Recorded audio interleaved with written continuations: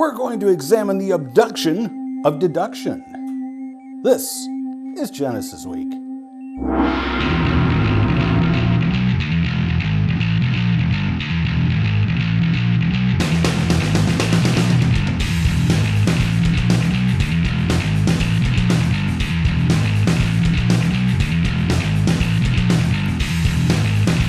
Welcome to this episode of Genesis Week, the weekly program of creationary commentary and analysis on news, views, and events pertaining to the Origins controversy, made possible by you, the supporters of CORE Ottawa, Citizens for Origins Research and Education. And do keep CORE in mind for your end-of-year donations and help this show to continue. How you can donate is shared at the end of the program. Excellence in pirate broadcasting, we set up our studios in my grandmother's pastel green, freshly painted 1948 RV.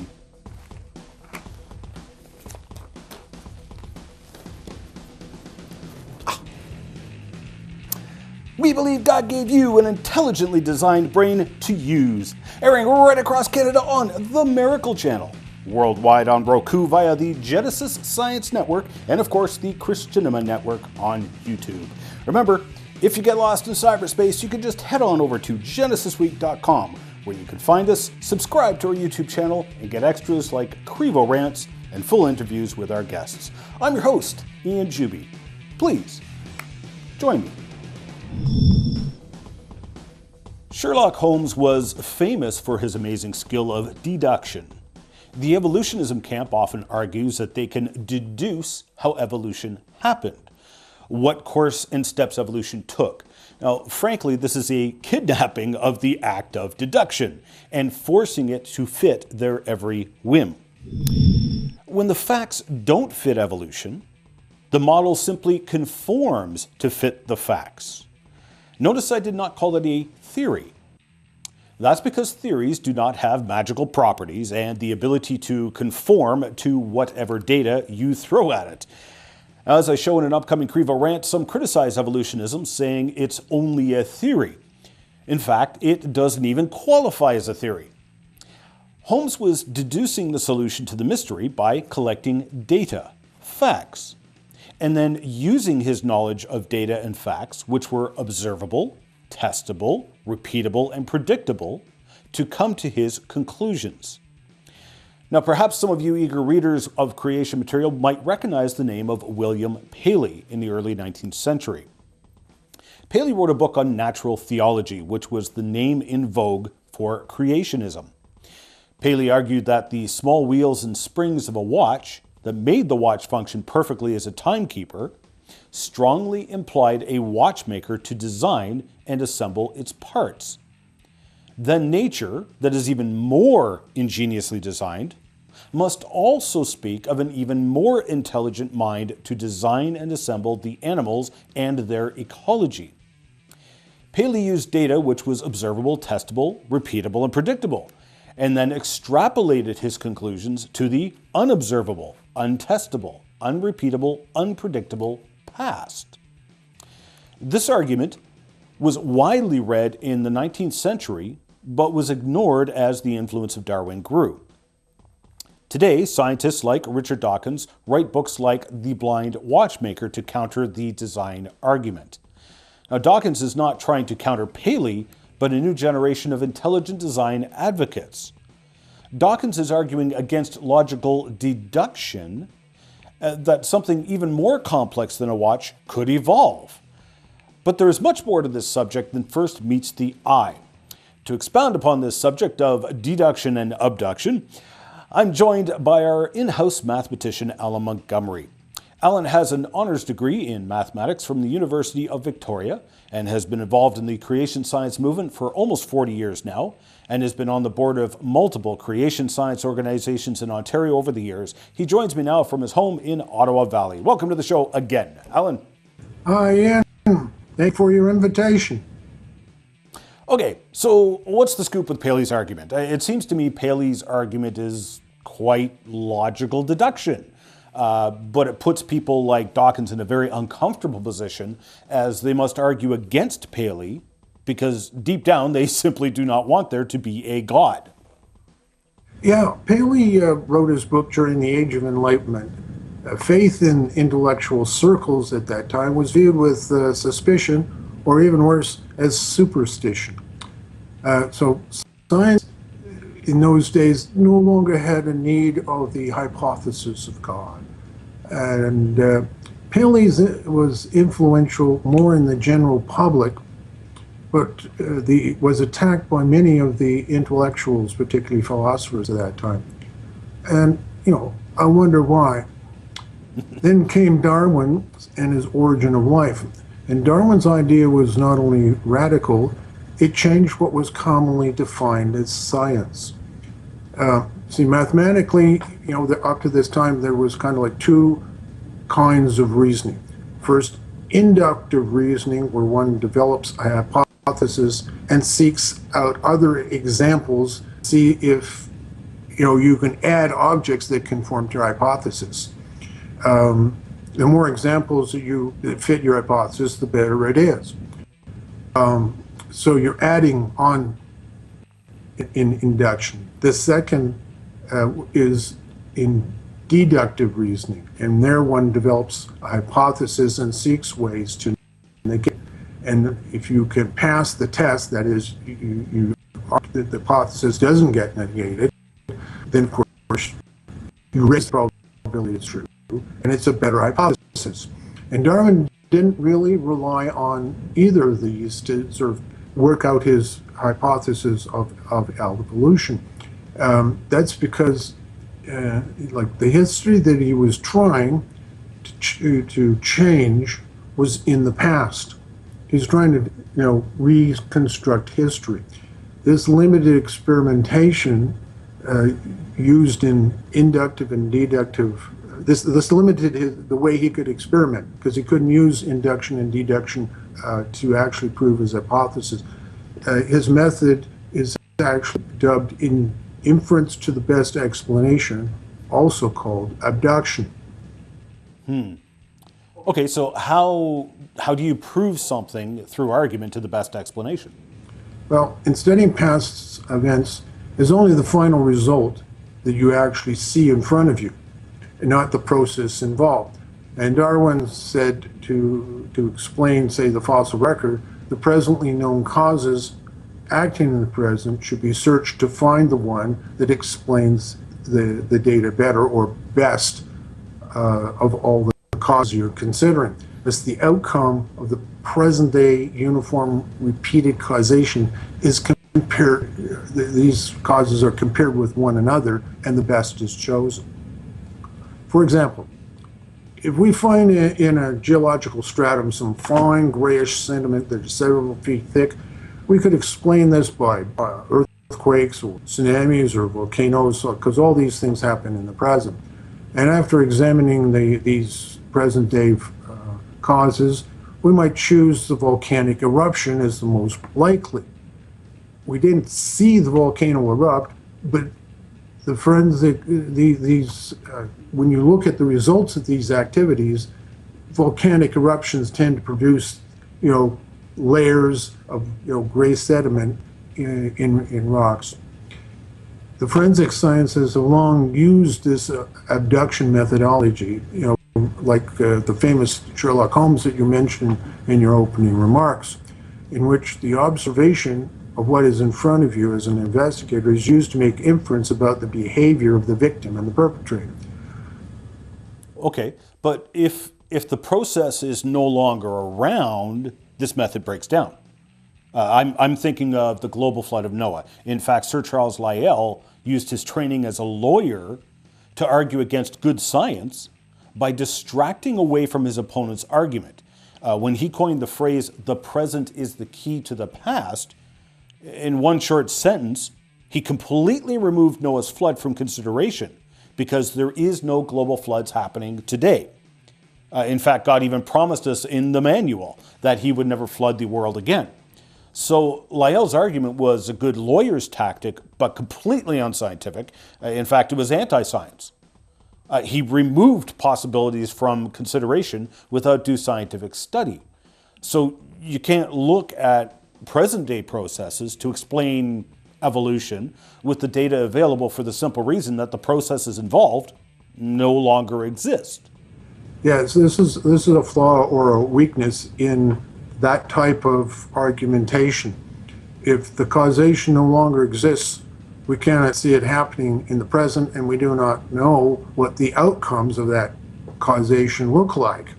However, this is, and as I said before, the police use the method because the criminal and the crime is no longer present, and you have to reconstruct from the evidence in front of you.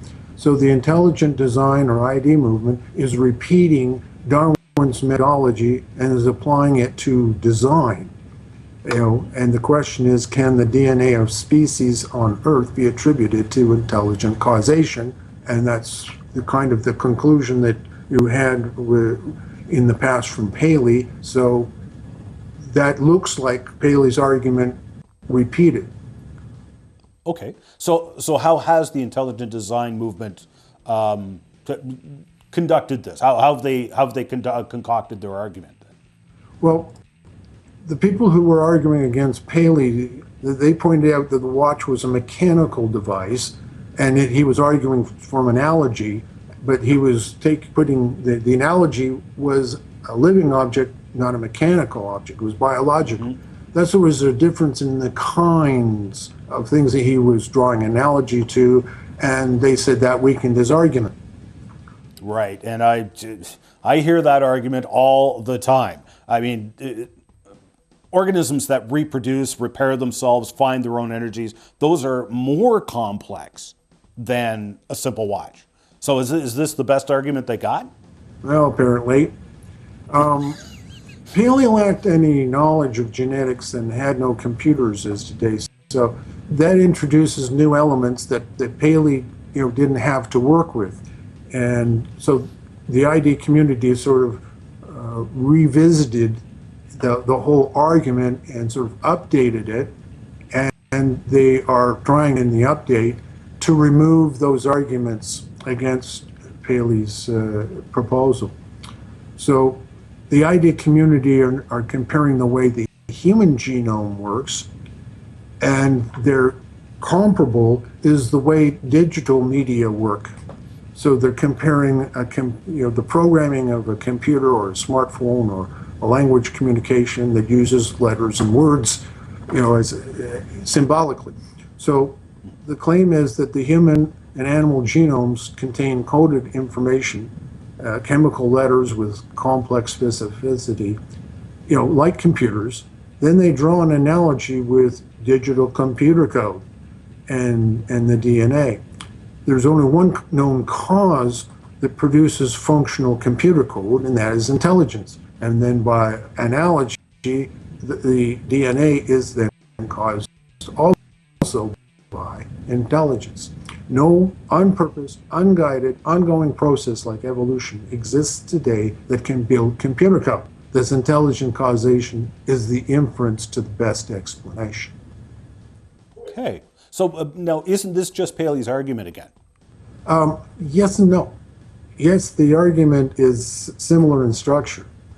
The intelligent design has taken advantage over some of these new changes that have taken place in our knowledge. The first genome data our knowledge of the genome data is far deeper and more complex than a watch, so the argument is stronger. And we understand information theory much better than in the past, so again, our argument gets stronger. And lastly, the engineering program, computer programmers have pioneered new programming techniques which are nearly identical to those emerging from genetic research. So there's a whole bunch of switches in the DNA, for example, which match the way that engineering programmers use switches in their computers. So IED is using coded information in genetics and comparing it with coded computer information. The information in computer code is clearly of intelligent origin, and it is being compared with DNA coding in biology. The similarities in coding are best explained by intelligence. Now, ID now avoids the critique of Paley, comparing apples and oranges, as he was accused of, and ID is comparing coding with coding. and it is using the very methodology that Darwin used to establish natural selection as the best inference to the origin of the variety of different creatures.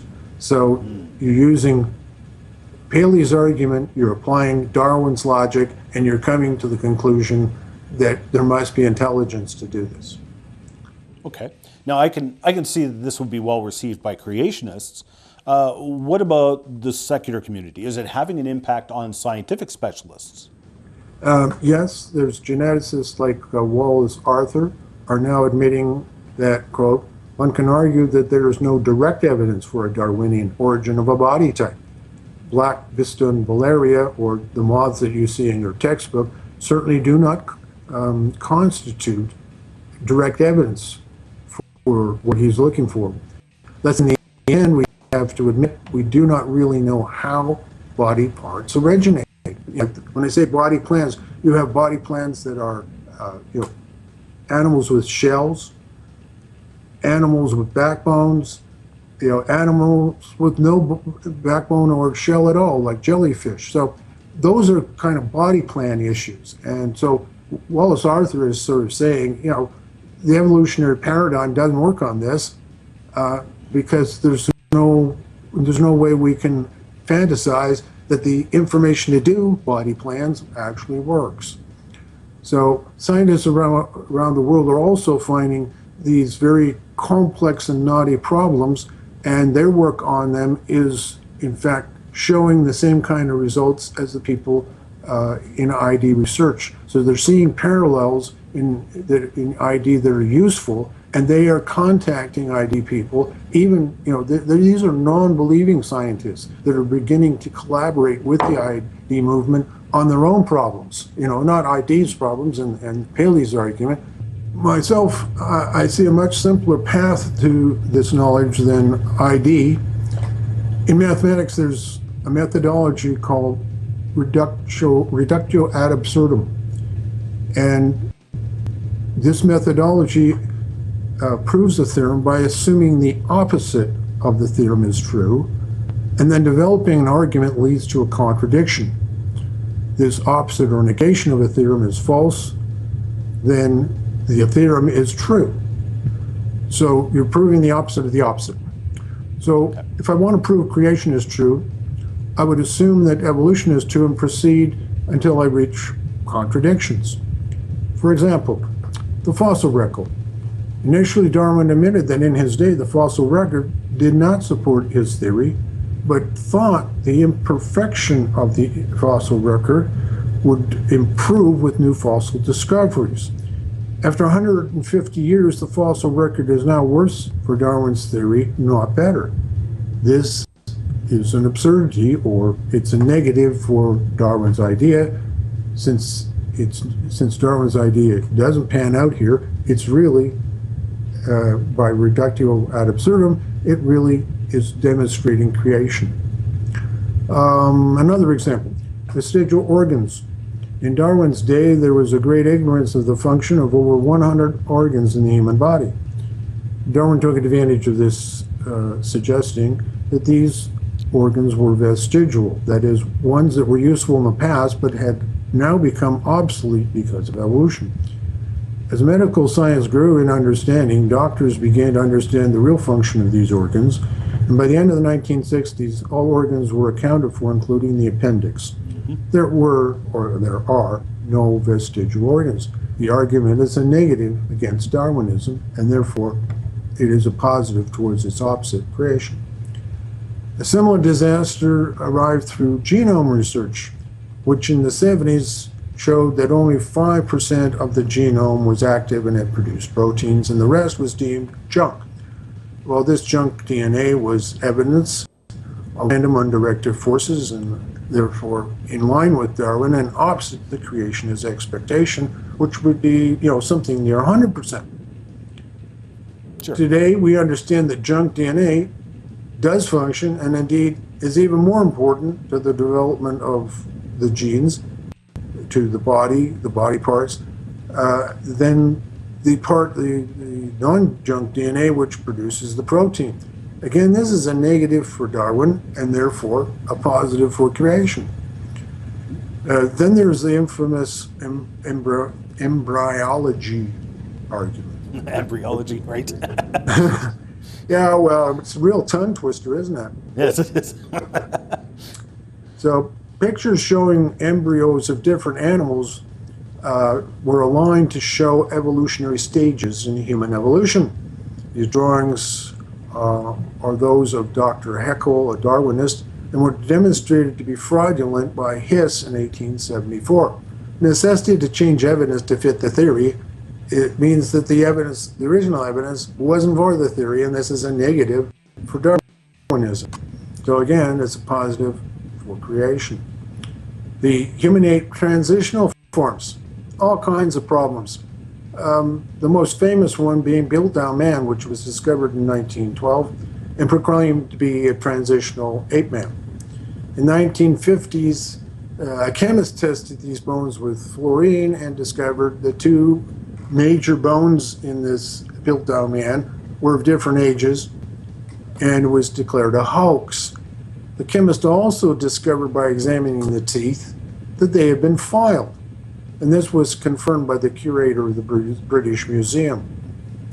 Why had the Darwinists been unable to detect the filed teeth over a 40-year period of study?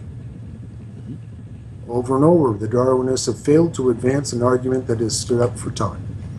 The conclusion, through all these facts, that their predictions never align with the actual final discoveries or outcomes, all this proves that living things have not been produced by random mutations and undirected process. Thus, by logic or reductio ad absurdum, the opposite must be true, and therefore creation is true. All right. Well, this has been illuminating, Alan. We'll have to continue this another time. Thanks for taking the time to come on the show. I know the viewers appreciate it, as do I. Goodbye, Ian. And stick around. We will be right back in 1 minute.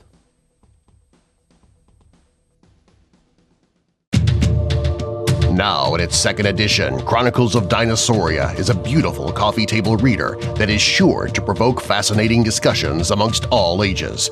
Chronicles of Dinosauria takes the reader from creation to modern times from the perspective of the great reptiles and presents compelling evidence that dinosaurs and man lived together, just like the Bible says. In scrapbook style, author David Wetzel presents the biblical, historical, and fossil evidence with photos and beautiful drawings by artist Richard Dobbs. See evidence that humans are found in the fossil record right back to the time of the dinosaurs. The book culminates with fresh research into modern-day reports of dinosaurs living in remote areas like Papua New Guinea and the rainforests of Cameroon.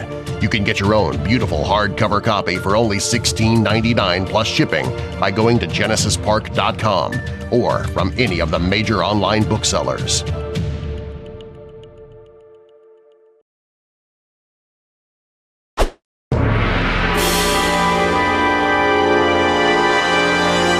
Woohoo! Hail for me!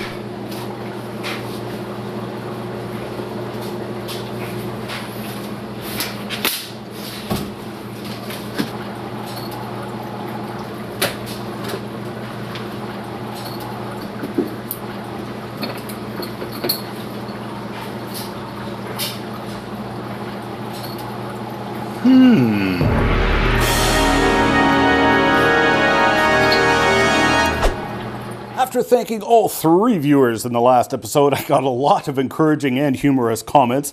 Thanks for the encouraging words and all of you who wrote in, like Kevin Lane, who tweeted, "Hey Genesis Week, I want to know who the other 2 are. Or should we be like your male friend and start Genesis Week Watchers Anonymous?" I believe they meet every Tuesday right across the hall from the Alcoholics Anonymous meeting, where disgruntled members leave after finding out that they don't serve alcohol at the Alcoholics Anonymous meeting. Several of those former AA members have apparently now joined the Genesis Week Watchers Anonymous program.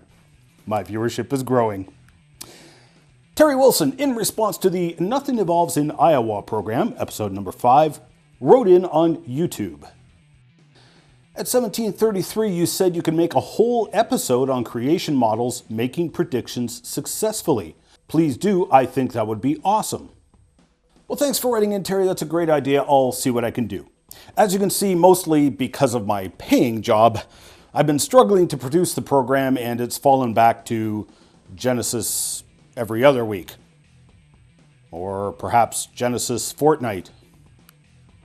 But I'm always open to show topics or suggestions, so I'll see what I can do. I agree, it would make a good show. All right, I'm all out of time. I'm your host, Ian Juby, saying ta-ta for now. Thanks for watching, and please remember, we are a viewer-supported program. This show only exists because of the financial support of viewers, so thank you to those of you who have supported us through Core Ottawa. Please keep us in mind for your end-of-year donations. Canadians can get a tax-deductible receipt if the donation is made to Core Ottawa. The mailing address will be up on the screen in just a minute, or you can donate directly to Core via PayPal. Just send your donation along with your mailing address to the PayPal account coreottawa@gmail.com. Remember, you can send in your comments, questions, hate mail, love mail, and the keys to your Dodge Grand Caravan, because I kind of wrecked mine. You can send it to us in a number of ways. You can email us at comments@genesisweek.com, or you can send us a tweet at GenesisWeek, or you can head on over to genesisweek.com, find the most recent show, and post a comment there. Or you can visit our Facebook page at facebook.com/GenesisWeekTV. Remember those words of comfort from our Creator, the Lord Jesus Christ, who said, "I am the way, the truth, and the life. No man comes to the Father except through me." We'll see you on the flip side. We are a viewer-supported program and need your support to keep this program on the air.